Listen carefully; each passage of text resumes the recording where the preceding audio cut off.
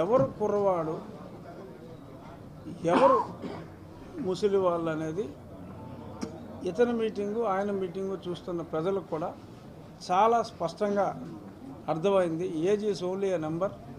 ఈ వయసులో కూడా అవిశ్రాంతంగా ప్రజల కోసం ఆయనకేముంది, ఆయన జీవితం వడ్డించిన విస్తరు హ్యాపీగా ఉండొచ్చు, మనవాడితో ఆడుకుంటూ ఉండొచ్చు. అయినప్పటికీ కూడా 4 కోట్ల మంది అంటే ఓటర్లు 4 కోట్లు, 5 కోట్ల మంది ప్రజలు, 5 కోట్ల మంది ఈ ఆంధ్రప్రదేశ్ ప్రజల కోసం ఆయన